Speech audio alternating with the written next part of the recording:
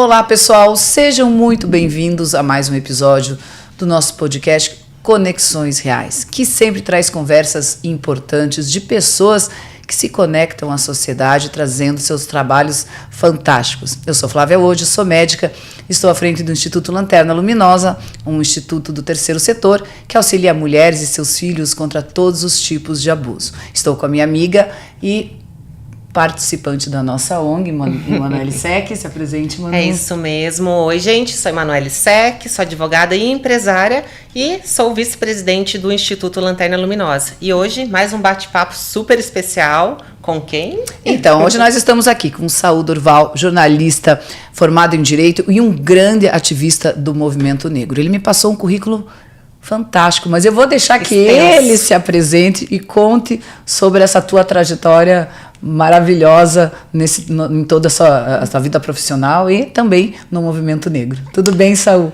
Tudo bem, muito obrigado pelo convite, é uma satisfação estar aqui, falar um pouco sobre as questões do racismo no país, no Paraná, né, a luta da promoção da igualdade racial, não é? E a gente está na estrada já faz alguns anos, lutando pelos direitos humanos, lutando pela justiça, né? Isso é importante porque nos dias de hoje ainda a questão do racismo é muito latente, muito forte, e é importante que a gente divulgue e fale o quanto mais, melhor.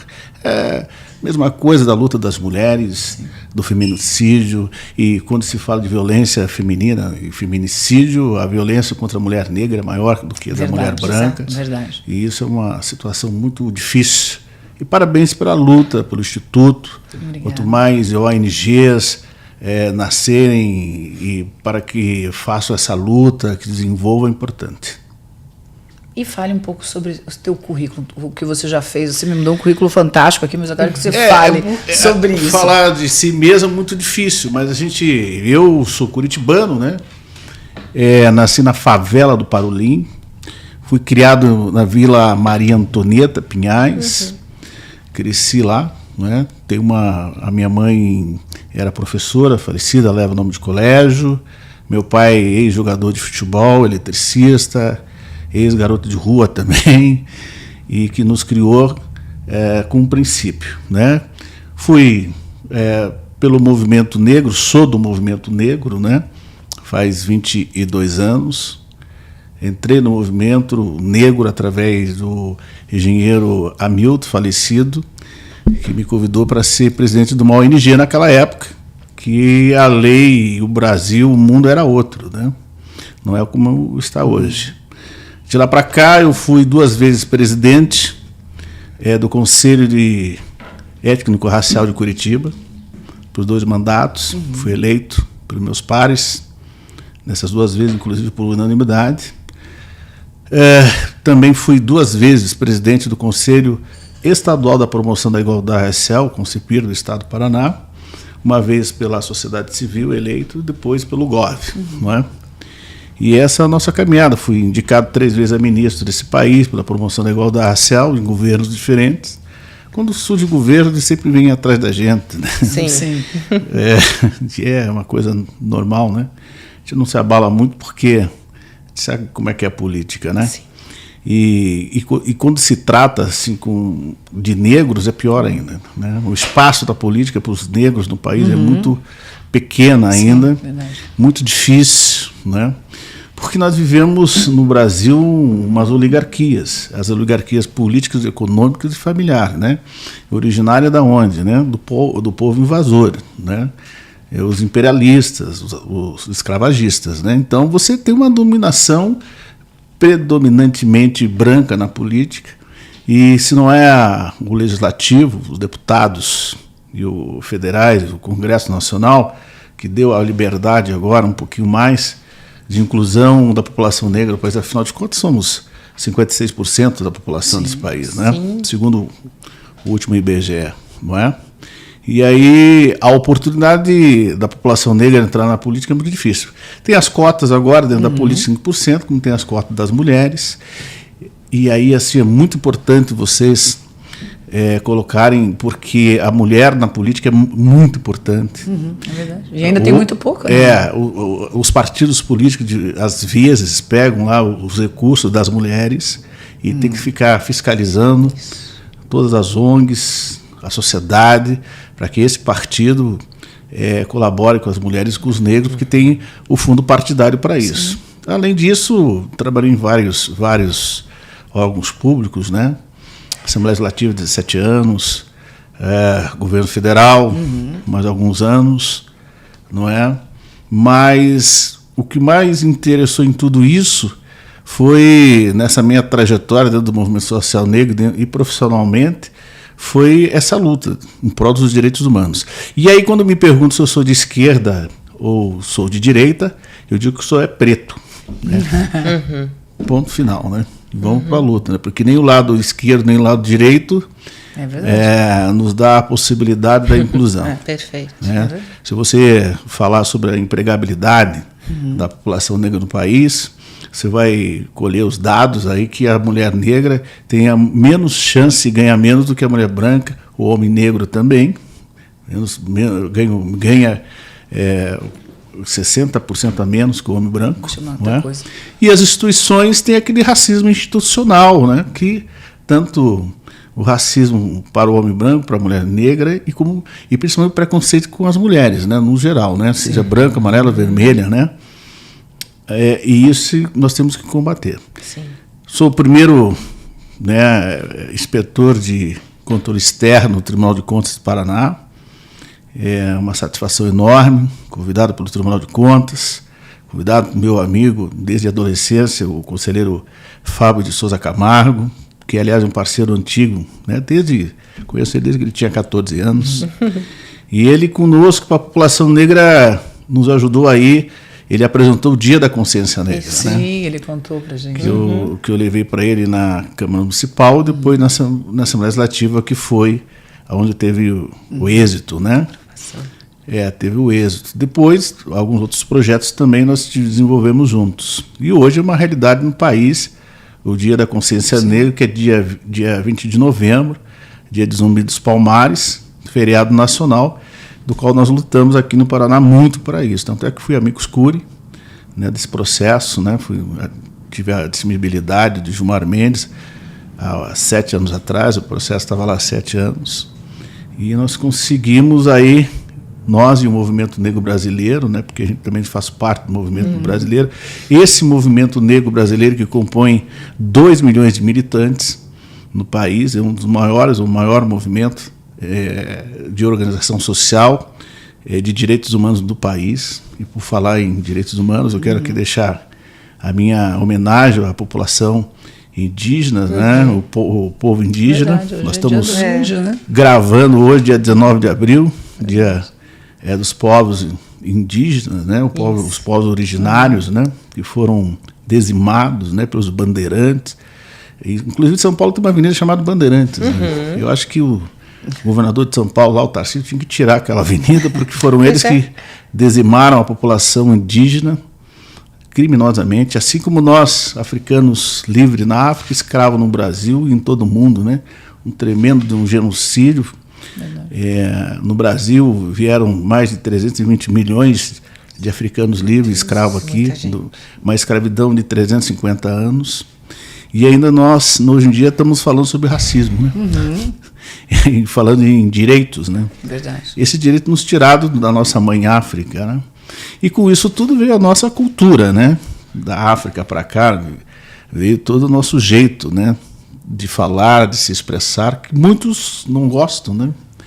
Porque, por exemplo, hoje eu cheguei aqui me perguntaram se eu estava feliz. Não, eu sou um cara feliz, né? Eu falei nessa ouça, está feliz hoje? Eu, na verdade, pode dizer que eu estou no lucro da minha vida, né? Porque, e aí eu quero assim dizer, porque é o seguinte, essas semanas atrás, com toda essa minha bagagem, experiência, né? Eu sou um homem de 56 anos, um negro de 56 anos, né? Que nasceu numa favela e se criou numa periferia. E aí eu queria deixar um recado aqui para a juventude. Sim, importante. A juventude, porque essas semanas atrás nós participamos de uma diligência dos menores, enfim, no estado do Paraná, aí do Censis, e nós vimos a nossa juventude presa, né, encarcerada. E, incrível que pareça, 60 e poucos por cento ainda são meninos jovens pretos. Tá. Então é muito sério que essa questão da luta da promoção à igualdade racial. É muito sério, porque é um desenvolvimento. A nossa população no Brasil também, para vocês terem uma estatística diferente que a América, o Brasil ainda, nós colaboramos em torno de 25% para a economia do Brasil. Isso é muito pouco. Sim. Porque não há possibilidade de emprego, de trabalho, desenvolvimento social e educação, enquanto os americanos, os afro-americanos, que é uma população menor que a nossa, né, desenvolvem em torno de 48%. É uma diferença muito grande, né? É grande, e eles têm um histórico diferente que nós, né? Lá teve um direito civil, né, conquistado em 1964, né, então, e que para eles é uma Constituição. A nossa Constituição de 88 trouxe os benefícios que está aí, mas não trouxe aquilo que é importante, né, que é a questão da inclusão social. Sim.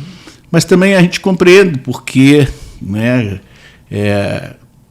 o mundo era outro, né? No Brasil nós estamos saindo de uma ditadura militar, né? Então, e para você ter uma ideia, a lei do racismo, ela foi feita em 1989 após a Constituição. Sim. É uma lei nova, né? Se você olhar assim, historicamente. Sim. As outras constituições brasileiras nunca atenderam a população negra do país. Né? Então, é muito delicada a situação nossa ainda, né? Então, para a gente ter uma ideia. E assim, o Paraná, ele tem quanto de população? O Brasil é 56%, né, de negros. O Paraná, qual é a população negra no nosso estado? O Paraná é 30%. Nós somos 30% da população. Cerca de quase 3 milhões e pouco de negros e negras. Somos 2 milhões de votos.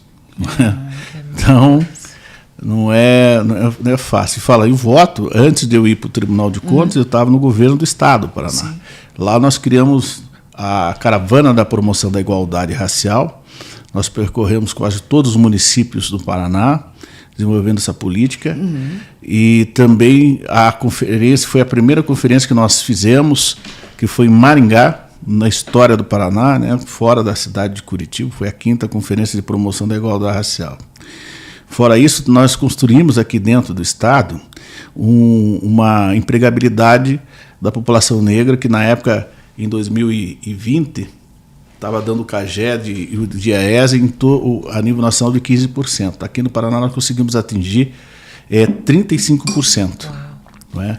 Eu tinha sido o chefe de gabinete da Secretaria de Justiça, Trabalho e Família, na antiga SEJUF, e eu percorri também as agências do trabalhador do Estado, que são 220 agências, para promover a qualificação e a empregabilidade da população negra do Paraná. Então, foi um sucesso. Então, aí um handicap que esse governo aí está deixando para a população. Lógico, nem tudo é perfeito, né? Sim. Desenvolvemos ali também para o Estado do Paraná, em 2000, na conferência, né, de 2022, o Plano de Igualdade Racial do Paraná, que está em vigor aí, né? Que fala também sobre a questão da Lei 10.639, sobre a história da África, aí dentro dos colégios, da educação do Estado. É um avanço muito grande também, reivindicado pelo movimento negro antigo, né, mais antigo do que nós. E, além disso, a gente tem várias outras ações, como, por exemplo, uma das ações mais importantes no Brasil e no Paraná é a questão das cotas no serviço público do Estado do Paraná. Foi o primeiro Estado a aprovar as cotas no serviço público. Eu levei para a Assembleia Legislativa, o deputado que apresentou na época é o Geraldo Cartário, nosso amigo deputado Geraldo Cartário, ex-deputado, né? Geraldo Cartário, que hoje emprega num serviço público, chega de quase 30 mil afrodescendentes, pretos e pretas, né? Que bacana. Dando aí uma economia aí, colaborando em torno de 1,2% do impacto na economia, 0,89%, se não me engano, na folha de pagamento, né? Então, isso é um avanço. Esse ano faz 20 anos. Nós comemoramos 20 anos, né? que o preto e a preta entram para o concurso público, pela porta da frente. Né? Muito bacana. Então, isso foi um avanço. Na época, foi no governo Requião, na época, inclusive. Né? E aí você tem alguns colaboradores. Né? Que o movimento negro, né, tem as suas tendências internas, tem as suas divergências internas, mas cada governo que entra, nós conseguimos aí ter um avanço. Alguns governos nem tanto, e outros governos que possibilitam mais. Né? Aí veio o governo Beto Richa também, que nos ajudou muito, né? Com relação ao conselho. Veio o governo da Cida Borghetti também, que ela, a governadora Cida, que deu a possibilidade, por exemplo, que criou o Fundo de Promoção à Igualdade Racial, né? E o governo Ratinho, que aportou recurso para esse fundo na época, do fundo, em torno de 2, 3 milhões de reais. Então, cada governo, do Requião, do Beto, da Cida e do Ratinho, trouxe para a população do Paraná alguns avanços. Vão fazendo, né? Um escalonamento, né? Porque abre a porta para o próximo continuar e assim continuar. Isso, e agora também tem a secretaria, né? Sim. A Secretaria da Mulher, da Igualdade Racial e da Pessoa Idosa, né? E que é mais um avanço, que é um avanço aí para o governador Carlos Ratinho Massa Júnior. Só que a gente tem que separar a secretaria, né, governador? Temos que criar a secretaria somente da igualdade racial, né? Sim. Como tem o Ministério da Promoção da Igualdade Racial. Então, da nossa amiga ministra Daniele Franco, né? Então, seria um avanço. Sem dúvida. Com toda certeza. E os legisladores atuais, eles estão aceitando bem ou trabalhando em prol do movimento negro? Então, todos esses movimentos, eles têm esse acesso aos legisladores? Eles são ouvidos pelos legisladores no momento? Assim, em termos de deputados estaduais, federais, senadores, como que está essa conversa? Assim? Sim. E esse avanço, né? Aqui no Paraná, a Assembleia Legislativa tem feito avanços. São parceiros há anos, não é nessa legislatura. As legislaturas passadas também. O governo federal, a Câmara Federal e o Senado, o Congresso também tem avanços enormes. Por exemplo, o Congresso Nacional, esse ano passado, aprovou a lei da injúria racial, que passa a ser, equivale ao crime de racismo. E o presidente Lula sancionou. Então, isso é um ganho espetacular vindo do legislador, né? Sim. Então, do meu ponto de vista, né, não posso falar pelos outros, mas do meu ponto de vista, o legislador tem feito seu papel. Às vezes timidamente, mas tem feito. Né? Já é um avanço. Lógico, já é um avanço. Agora cabe os movimentos, né, o movimento negro cobrar mais, a sociedade, os antirracistas cobrarem mais do seu parlamentar, né, dos seus governos, né? Ter essa cobrança para eles, lógico, né? Isso é interessantíssimo. E assim, Saul, frente assim às inúmeras dificuldades que todos nós enfrentamos, né? Hoje, se você pudesse assim colocar uma ordem taxativa, assim, o que você mais percebe ainda que vocês lutam, mas não saem do lugar, sabe como? Que é maçante. É a consciência da população. Da sociedade em geral. Não da sociedade em geral, mas de certa parte da população. Eu tinha um amigo meu, falecido, chamado Austrigésilo Carrano Bueno. Ele é autor do Canto dos Malditos e também ele foi personagem principal da adaptação do livro dele para o Bicho de Sete Cabeças, feito pela Laís Bodansky. Sim. Né? O Carrano faleceu faz alguns anos, era muito meu amigo. E o Carrano é filho de Curitiba, de Santa Felicidade. A falecida mãe dele faleceu o ano passado. Não é? O Carrano era um homem, um afrodescendente de cor branca. Ele era loiro de olhos azuis, né? O falecido Carrano. E ele dizia que o racismo, tanto quanto a luta dele, que era a luta antimanicomial, que o racismo era uma doença mental. Então, o que falta para a sociedade? Né? A conscientização que o racismo existe, é fato, mas é crime. Perfeito. Exato. Então, e para aqueles, né, que fazem parte do executivo municipal, estadual é implementar o quê? Através da educação. A educação. É no colégio. Exato. No colégio é a educação. Uma sociedade educada com educação, Exato. a gente evita vários outros problemas comuns. Exato, e isso está muito arraigado na sociedade, e essas crianças acabam replicando o que vem em casa, o que ouviram, né? Assim como é em relação à violência da mulher também. Não tem dúvidas. Que se normaliza o jeito que o homem trata a mulher, o jeito que a mulher aceita aquilo, e aquela criança pensa, agora, poxa, se imagine, vai continuar assim, eu sei ser normal, assim. Né? Tanto homem quanto mulher. Imagina uma criança de 5, 6 anos de idade ver o pai espancar a mãe. Ele tem a memória. A memória, aquilo fica numa época de formação, né, de personalidade dele, importante. E ele, assim, a menina às vezes pode achar normal se ela for espancada pelo futuro marido, pelo parceiro, que ela viu, e o menino vai tratar a mulher assim porque isso é o normal. Assim como pais que são racistas e que fazem comentários ou que tratam as pessoas da maneira absurda que às vezes a gente vê, é óbvio que aquela criança tem até uma propaganda uma campanha muito legal que eu vi, tanto de crianças em relação ao racismo, quanto também uma campanha italiana sobre mulheres, que os menininhos italianos, vem uma menininha um pouquinho mais velha que eles, meninos de 6, 7 anos, ela assim, o que você acha dessa menina? Eu acho isso. E você, o que você pediria para ela? Eu quero um beijo. Daí ele faz um carinho nela, daí ele falava assim, agora bata nela. O cara que estava lá fazendo a campanha, daí todos, não. Mas por quê? Porque ela é bonita, porque ela é mulher, porque numa mulher não se bate, porque eu tenho que ter respeito, porque ela é um outro ser humano. Então eles falam assim, a criança, ela não nasce com defeito. Quem é o responsável é a sociedade, os tutores, né, os pais ou avós, porque todos eles pequenininhos ali tinham isso. Assim, quando teve uma campanha também de crianças de todas as raças, e se abraçando, se beijando, e daí perguntaram qual que é a diferença sua do menino, eu acho que oriental, com o menino negro. Qual que é a diferença do... que o cabelo...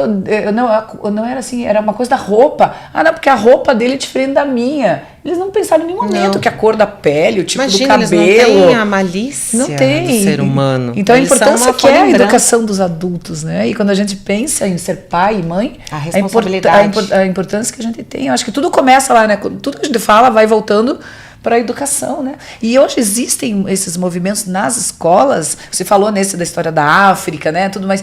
Você acha que os professores estão preparados ou deveria haver uma educação para esses do corpo docente às vezes, né? Porque às vezes o professor não sabe nem lidar com isso, né? Não, hoje em dia tem os núcleos, né? Aqui no Paraná você tem um núcleo de diversidade da Secretaria de Educação que tem um trabalho muito importante, muito sério ali, né? E os movimentos, né, também tem, as entidades do movimento negro também tem trabalho voltado para a educação, como cursinho, voltar para o vestibular, tem todo um segmento. Hoje o movimento negro ele é organizado. Né? As entidades do movimento negro são todas elas organizadas. E são bem ativos, né? Muito ativos. É importante isso. Né? Muito ativos. São muito ativos. São militantes, né? Sim. Então são organizados. Se fosse falar isso, tipo...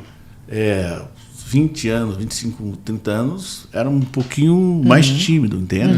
Mas hoje são no país inteiro. E as pessoas... Mexeu com um, mexeu com todos. E é interessante que às vezes as pessoas que têm atitudes racistas, e elas não entendem o quanto isso toda a população tem a sua parte de cultura totalmente do lado africano, negro, desde a música que a gente gosta, desde a alegria do povo negro, todo mundo curte ir para Bahia, ir para lá, ir para cá, mas às vezes eles não se tocam com as atitudes, que isso faz parte da nossa população, essa miscigenação faz parte, e devia ser tratado com muita naturalidade e com muito respeito, Não tinha que ter essa discussão, na verdade, exato, né? Já começa por aí. Mas infelizmente tem, né? Exato. E você falou, né, dos Estados Unidos, eu me lembro um filme que eu assisti, aquele do... como é que é o nome daquele filme? Que ganhou um Oscar até, daquele músico negro, na época, eu acho que de 1960 e poucos, o que ainda tinha de racismo, que ele era um grande músico americano, ganhou até o Oscar de melhor filme. Ele era um grande músico, pianista, e ele era... negro e homossexual. E ele ia na Casa Branca fazer as audições, mas ele não podia usar o banheiro dentro da Casa Branca. Ele tinha que ir para fora, na chuva, aparecendo, assim, umas coisas assim, que era absurda. E como eles eram, assim, absurdamente, até incongruentes, porque eles ovacionavam aquele profissional, ele era fantástico como pessoa, e ao mesmo tempo eles tinham atitudes, assim, green... Como que é o nome daquele filme? Eu já vou lembrar. É muito bacana esse filme, porque mostra muito bem a dor dele, e ainda mais ele tinha, naquela época, daquela sociedade, ainda sendo homossexual, quando descobriram, tratavam ele, assim, de uma maneira inimaginável. Então mostra a carreira dele, é uma história real desse músico. E é muito interessante você ver, assim, a incongruência de todos daquele povo ali, ovacionando ele, e ao mesmo tempo o desqualificando, né? Na América, a constituição da luta racial foi diferente, né? Foi, né? Você falou que foi. Aqui nós fomos... a abolição foi feita por um decreto de uma rainha, né? A princesa Isabel. Na América, não. A América foi discutida dentro de um congresso, né? Abraham Lincoln discutiu isso com seus pares parlamentares, né? Para libertar os escravos. Então, é a concepção diferente. O norte americano era constituído... a maioria por negros e o sul por brancos. Abraham Lincoln queria a industrialização na América inteira, e o sul não. Então, por conta da mão de obra escrava. Mas, e lá é engraçado porque os partidos, né, do Abraham Lincoln era republicano. E o primeiro negro eleito da América era democrata. Então pense, a democracia americana, né? Mas os negros americanos se organizaram dentro de igrejas. Sim, aqueles movimentos das igrejas, né? Era o refúgio, eram dentro das igrejas, né? Ali foi surgindo. E no Brasil não. Né? Então, eles, de certa forma, tiveram um amparo, né? Sim. Legal pelo Estado americano. Sim, foi diferente. Tanto é que chegou uma época que o governo americano, né, após 64 do direitos civis, fez a proposta que quem quisesse voltar para a África voltaria, né? Então tinha essa política ali após 1964 dos direitos civis. É evidente que enraizado há centenas de anos na América não voltaram, né? Mas é diferente. No Brasil não. No Brasil a princesa Isabel assinou e não deu condições. Exato. Aí a população Continuou, né? negra, a maioria do país, naquela época também, foram para onde? Para a periferia, para a favela, para os morros, né? Então, o histórico é diferente, o né? governo, na época, o Estado brasileiro não deu amparo, não deu emprego. E Só assinou, né? Mas não viabilizou nada. Tem uma frase de uma entidade do movimento negro muito pertinente, assim, sabe? A frase da entidade chamada O Negro. Ela disse que a princesa Isabel libertou, mas não assinou a carteira de trabalho da população negra. É verdade. E é verdade nesse sentido. Verdade. Então, para você ter uma ideia como é que é diferente aquilo lá. Não deu as condições, né? Porém, o Brasil é o país que mais população de direitos, através da legislação brasileira, tem a proteção, né? A América não tem uma lei que proteja o racismo, né? É verdade. Então, tem as suas peculiaridades. É Green Book. aqui tem legislação que proteja, né? Tem. O nome do filme é Green Book. E ele ganhou o Oscar de melhor filme em 2019. Agora, eu recomendo outro filme que está passando. Qual? Né? Que é a Shirley. É uma mulher negra, a primeira mulher já me falaram que é muito bacana esse filme. que se elegeu deputada federal, né, nos Estados Unidos, né, que depois ela tentou ser também presidente pelo Partido Democrata. Só que daí vocês têm que levar um lenço, né, porque é muito emocionante. Imagino. Mas eu acho muito interessante. Está passando também, eu recomendo também o filme do Bob Marley.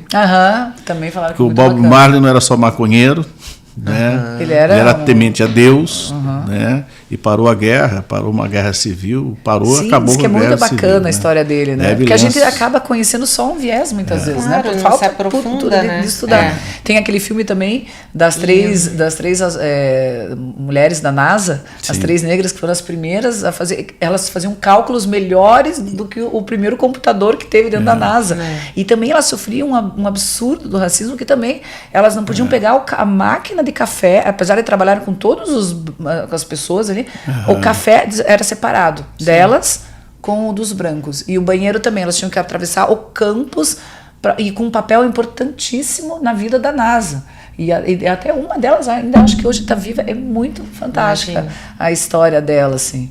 E o Paraná é um estado racista?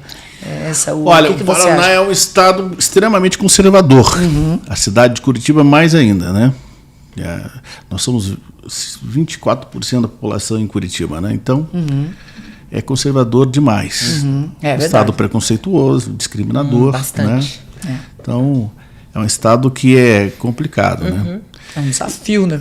As instituições têm o racismo institucional, tem o racismo orgânico, que a gente tem que combater, né? E a gente combate com atitudes, através da legislação, enfim. Né? É assim, repetidamente educando, legislando, porque também, às vezes, a lei, a pessoa no início...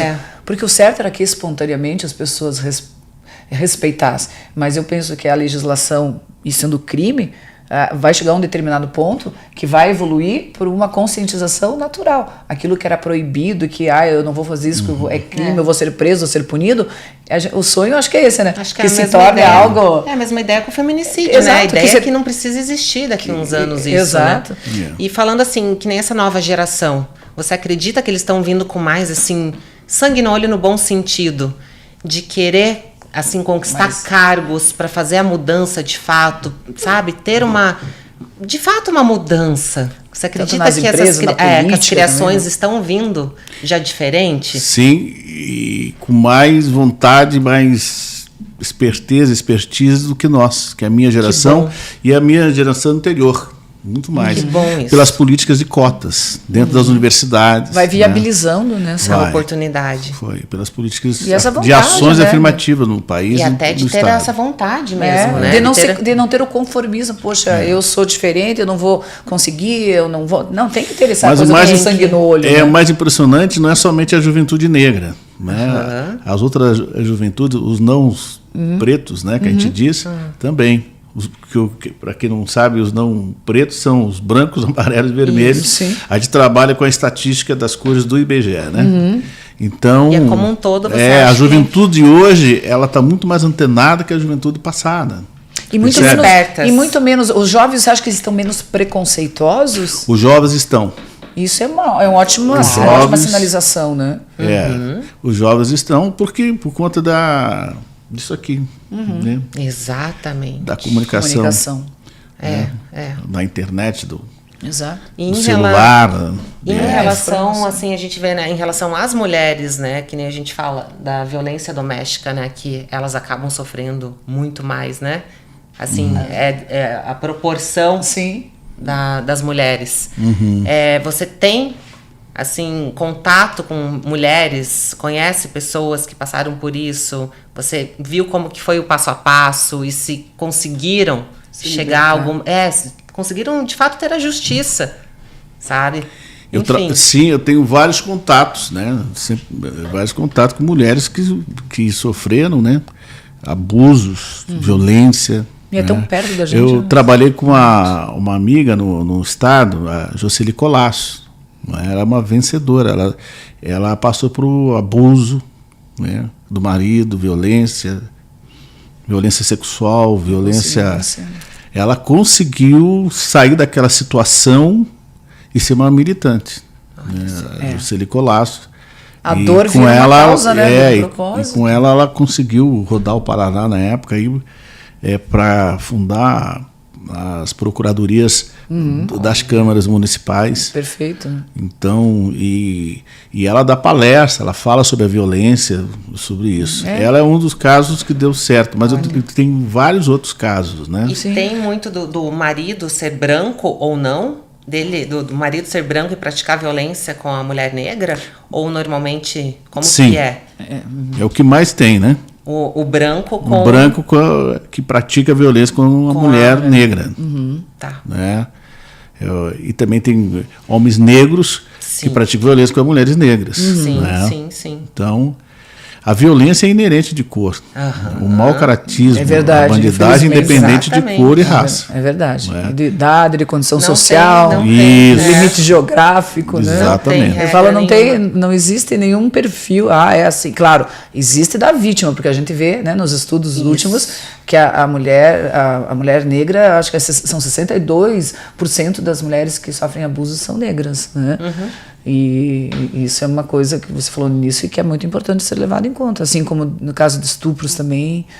E uma vez eu vi uma matéria de uma negra falando que essa questão errada, às vezes até dos estrangeiros em relação à sexualidade, sexualização da mulher, que é sambista, que é negra no Rio, carnaval, que eles fazem uma ideia totalmente errada disso. E que parece que elas são mulheres que estão ali expostas, objetos ali. Da exploração. Da exploração. Eu estava vendo um artigo num documentário sobre o país da Argentina, que é eu acho que o país da América Latina mais racista. Porque lá não houve escravidão, né? Exato, então. e que assim, que deu um tempo que vieram, tanto que é o país que menos negro tem na América Latina. Né? Porque não houve, e os que ficaram sofreram racismo, que foram espontaneamente para lá, sofreram super racismo da comunidade branca ali e foram embora, e que eles até estimulavam a voltar para os seus países, e que é o número que menos tem, é o país da América Latina que tem menos negros, mas que são os mais racistas. Que nas pesquisas, o jeito que eles falam, essa é a maneira mais racista de todos os nossos países aqui. Eu não tinha nem ideia disso. É tão interessante a gente poder estudar, se aprofundar, passar essas informações, né? Porque a maioria das pessoas não entende isso. A história toda que você contou, dos movimentos. Eu tenho certeza que muita gente aqui em Curitiba, Paraná, não tem acesso ou não teve o interesse de procurar, às vezes, saber. E não é por descaso. Na verdade, às vezes é por falta de pessoas mesmo que, não que incentivem, mas que exponham mesmo, sabe? Isso. De uma maneira que as pessoas, né? Exato. Tem um acesso. Exato. De uma maneira interessante, né? Mas hoje tem, por exemplo, hoje nós temos veículos de comunicação produzidos por movimento negro, né? Você tem Gillette Express, eu tinha o Jornal Afro Brasileiro, hoje mais a questão pela internet, dos blogs também. Então tem essas situações, né? Como disse, o movimento negro hoje é um movimento organizado, enraizado, né? E isso é importantíssimo, né? Porque é só assim que vai crescer e tomar mais corpo ainda. E um número gigante, né, de militantes, né? No país somos 2 milhões. É muita gente. É muita gente. Importantíssimo isso. Aquele político que não vem abraçar a causa... Então, nem entra. O Lula, em tese, disse que a eleição dele foi pelas questões das minorias, né? E a população negra inclui nisso. E ele está fazendo um projeto bacana, está indo à frente, existem trabalhos efetivos na causa negra nesse governo? Não só na causa negra, né? Na causa indígena, isso na causa da mulher. Ele tem um avanço muito importante. Que né? bom. Eu não votei no Lula, né? Também não vou dizer com quem eu votei aqui, mas eu estou à vontade para falar do governo dele, porque eu não votei nele. Mas nessa última campanha, nas campanhas anteriores, eu votei no Lula, né? Votei no Lula, votei na Dilma, né? Mas nessa eu não votei. Mas eu votei em outros candidatos. Mas ele está fazendo o papel dele. Só o fato de fazer o feriado da consciência negra, desenvolveu uma política dentro do Ministério da Promoção da Igualdade Racial, criou o Ministério dos Povos Indígenas, né? O Ministério das Mulheres, desenvolvimento da economia desse país, né? Assinou a legislação que equipara o crime de injúria racial com racismo, enfim, e colocou a obrigatoriedade novamente para cumprir a Lei 10.629, tem a sua reforma também dela, nas escolas, uma reforma educacional profunda que ele está fazendo, ele está desenvolvendo. Sim, isso é muito positivo, né? Coisa que o Bolsonaro devia ter feito, e não fez. Que é uma obrigação do governo, né? Eu acho que, claro que é sempre muito lindo, mas dá, continuidade, e dá continuidade, né? O Bolsonaro teve toda a oportunidade de fazer, eu não fez. Não que mas teve oportunidade. O estilo de cada um governante. enfim. Exato. Mas ele tem que sempre Cada um tem seus pensar no motivos. bem-estar da população, né? É. E eu acho que é uma causa super importante. Ela nunca vai ser uma causa ultrapassada, ela nunca vai ser uma causa que pode ser deixada de lado. Porque é arraigado muitas vezes. Você tem que mudar esse jeito de pensar, essa maneira que, infelizmente, tanta gente tem ainda, né? Qual que é o estado assim, que você acha é mais racista no país? Assim, tem algum estudo sobre isso? Alguma coisa assim? Tem. Tem estado, o estado do Paraná é um deles, Santa Catarina, o sul, um pouco Nordeste, que é muito racista. É mesmo? Roupa. Eu achei que não. Olha só. É complicado. Isso. E tem alguns movimentos que eu acho, às vezes, que eu vejo pessoas negras falando da apropriação cultural, e que às vezes eu discordo um pouco de uma coisa. Por exemplo, às vezes uma mulher branca quer usar um dread ou uma roupa afro. Eu acho muito bacana. Eu não acho que seja no mau sentido, eu estou me apropriando. Porque assim, ela está fazendo uma homenagem. Eu acho linda os cabelos assim, a moda, a roupa. E eu me lembro uma vez que uma moça dentro do Pelourinho, uma inglesa, ela foi fazer no cabelo, assim, uns dreads, né? Não sei como é que chama aquele. O tererê. É o tererê, né? Aquilo. Os dreads. É o dread, né? E a própria. Ou trancinhas. As trancinhas. E a própria moça, que é do salão, né? A moça do salão é negra e faz principalmente assim, as pessoas estrangeiras gostam muito disso, que é muito diferente para eles.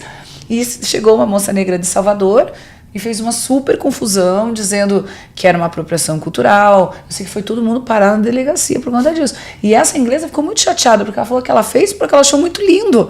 E que ela achou fantástico o jeito dele fazer. E, inclusive, a moça que estava fazendo negra também falou, não, mas os estrangeiros vêm aqui, eles adoram, e pra gente é legal, é uma maneira de ganhar dinheiro, uma maneira de divulgar a nossa cultura. Então, esse extremismo também não é legal nessa... Eu acho que tudo você que pensa o que eu penso, assim, tudo que é, como você falou, tudo que é extremo é ruim. Sim. Tudo que é radical é ruim. Perfeito. Né? Porque não leva nada. E não é jocoso, ela não Tem estava amigos fazendo. meus, né? O Eric, por exemplo, é um loiro de olho azul. Não é? E ele tem trancinha Rastafari. Sim. Né? E é legal. Ele fez as trancinhas bem na época que eu fiz as minhas. Né? Eu usei durante 15 anos. É né? legal. E eu tirei e ele continuou. E vários amigos meus. A cultura ela é para todos. Exato. E assim, elas não estavam usando de uma maneira desrespeitosa, ou usando uma roupa. Eu acho bacana a oportunidade de todos poderem usufruir do que a cultura de cada raça, de cada região do país, no mundo até traz. Porque não faz sentido o barrar, né? Exato. O que a pessoa quer usar, o que ela gosta. Porque aí a pessoa também é diferente de quem quer se usurpar de algo para se prevalecer de alguma forma. Ou tratar de uma maneira jocosa, né? De ou não chacota. Tem que ter também esse, né? Senão as coisas ficam muito complicadas, ficam chatas os até, extremos, né? Os extremos não extremos podem, são né? chatos. Ser assim. Exato. Então, eu me lembro também outra vez a moça com uma roupa assim, uma túnica africana, e uma mulher, não, isso é desrespeito. E foi até uma entrevista que tem no Reels do Instagram. O cara branco, ele coloca aquela roupa e fala assim, o que você acha da minha roupa? Daí ele pergunta para pessoas brancas e pessoas negras.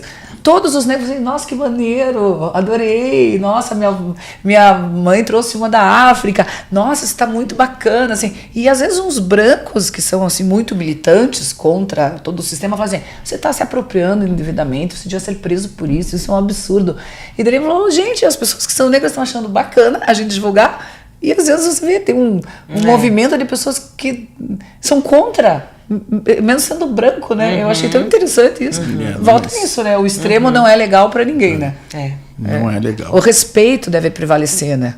Respeito as diferenças. As diferenças, né? Exatamente. Entender as diferenças. E não é deixar todo mundo igual. Cada um tem as suas diferenças, as suas...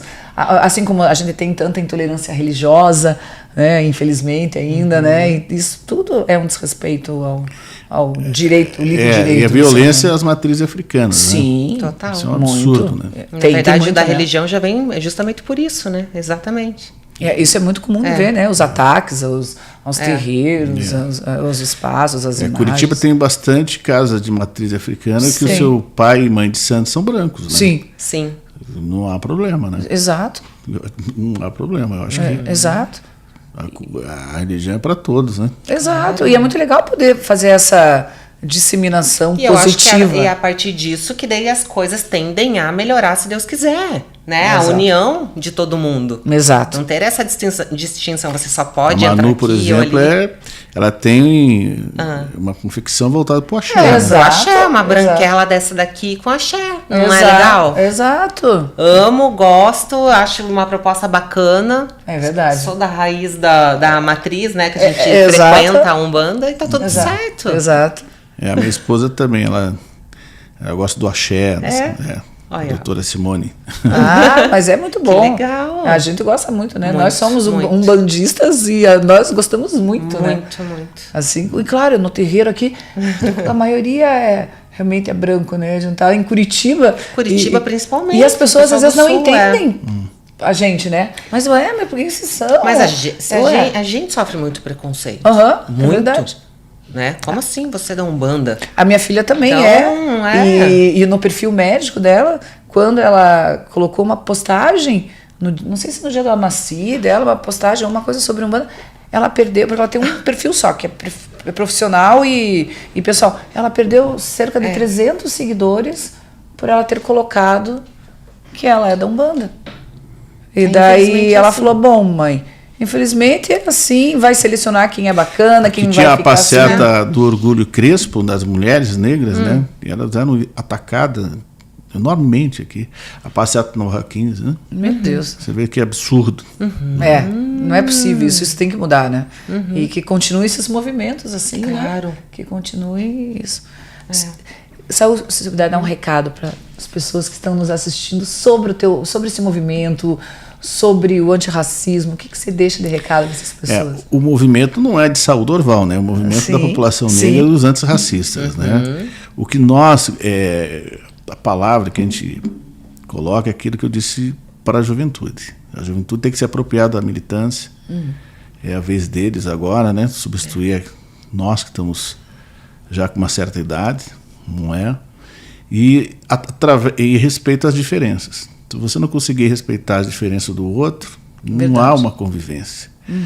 E a cultura, ela é universal. Perfeito. Né? A palavra é universal. A Ninguém religião detém, né? é universal. Então, o que acontece? Você tem que ter o discernimento de entender aonde que você está e como você está. E lutar contra tudo que é de ruim. Perfeito. Tudo que é de ruim. É verdade. O racismo, a homofobia, o feminicídio, a violência contra a mulher. Perfeito. Porque a mulher sofre violência, não é só a mulher negra, a mulher branca, amarela, vermelha. Verdade. Não é? O problema é que esse país, por um certo tempo, eu tinha dito isso há muitos anos, passou por um problema muito sério de identidade, né? De valores e de costumes. E os radicais se levantaram. E eu dizia que os radicais não se levantaram. Eles sempre estiveram aí. A única diferença é que não tinham acesso nos anos do século XX. É verdade. Porque não existia celular, né? Era muito mais restrito, isso, né? Mas eles sempre estiveram aí. É verdade. Era velado. Era velado. Era dentro da sua comunidade restrito. Mas não sempre tinha existiu, é verdade. E hoje em dia não. Então eles não surgiram. Eles já estavam aí e aproveitaram o que a tecnologia nos deu. Agora, com essa própria tecnologia, nós temos que usar para combater esses tipos de situações. Perfeito. Usar a favor, usar positivo. Até o dia que a gente não precise mais falar né, sobre, ter movimentos forma, militantes para uma coisa que naturalmente devia ser aceito por todos. Assim como eu falo no nosso projeto, no nosso instituto, feliz o dia que a gente não precisar mais ter que ajudar a mulher ou ter que informar a população sobre algo que seria tão intuitivo né, eu gostei o natural. nome Conexões Reais, né? É verdade. A gente gosta muito desse nome, porque é isso, são conexões. São pessoas. O nosso mundo é conexão. Reais, né? E essa conexão de todos os movimentos, de pessoas, do cidadão, das entidades públicas com a sociedade, essa conexão é muito importante. Muito. É o que faz o mundo girar, né? E o mundo ser melhor, né? E parabéns pelo trabalho de vocês e pelo Instituto. Obrigada. Eu sei que é muito difícil. Fui presidente de ONG, né, Instituto Brasil África, o IBAF, e naquela época eu ia atrás de recursos para manter, para fazer os projetos, o desenvolvimento. Sim. É muito difícil. A gente tem muitas portas fechadas, muitos não, ou muita gente que quer que você faça. O empresário não vê com bons olhos. Exato. Porque daí já passou uma ONG que fez besteira. Exato. Infelizmente. E aí você paga por isso. Exatamente. Né? Então, por isso que a gente fala que isso tem que ser mais do que um projeto, é um propósito. É verdade. Porque quando é um propósito, você pode até dar de cara na porta. Mas é algo maior do que isso. Eu só consegui êxito na vida porque eu coloquei como propósito. É perfeito, é bem isso. E a gente leva não, eu falo às vezes, o não é um combustível na nossa veia. Não, fala, né, mas vai ver se não, mais a gente vai conseguir de outro lugar. E assim, o nosso assunto é um assunto espinhoso.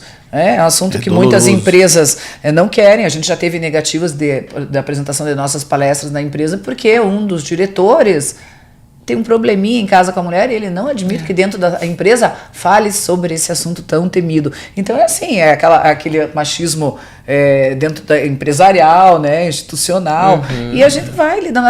Quantos governantes não são? Quantas pessoas do poder legislativo a gente sabe lugar, que também tem esse problema, né, do machismo, as estruturas. Mas a gente vai, apesar de, a gente vai. Porque, como falou, é um propósito. Se a gente consegue salvar ou melhorar a vida de uma única mulher, pessoa. Essa mulher também vai ser uma replicadora disso, assim, né? Como eu penso que já valeu a pena. Isso que eu penso, já vale a pena. Mas se Deus quiser, a gente vai conseguir muito mais ainda. Né? Nós vamos. E os jovens dizer não às drogas, né? Eu vim de uma periferia... Que não é fácil, né? Também. 70% dos meus amigos de infância estão mortos ou presos. Não vale a pena, né? É um custo muito alto. Juventude dizer não às drogas. Perfeito. É verdade. Há uma vida saudável, né? E respeitosa. Exatamente. Nossa, fantástica a nossa conversa. Pra gente foi uma aula porque tem coisas que a gente não sabe. Sim. E é muito bom trocar informações e dessa maneira se conectar. Volte mais, né? Volte mais com assuntos, com novidades, com os avanços que com certeza vamos ter. Trazer alguma mulher também, né? Exato. Que esteja frente a alguma causa dessas que você já... Tem vários militantes do movimento negro de mulheres. Legal, vamos chamá-las aqui. Vamos combinar. Vamos sim, estou à disposição, obrigado. Parabéns pelo trabalho de vocês, muito importante. Muito obrigada. Nós estamos à disposição, a hora que vocês precisarem, estamos muito obrigada. E parabéns pela tua trajetória, pela tua vitória, né? História de vida que deve servir, inclusive, de inspiração para muitos jovens. Exatamente. Hoje, né? E obrigada por ter vindo. Estamos à disposição. Pessoal, muito obrigada. E nos vemos no próximo episódio de Conexões Reais. Até mais. Tchau, Manu. Até mais. Até a próxima.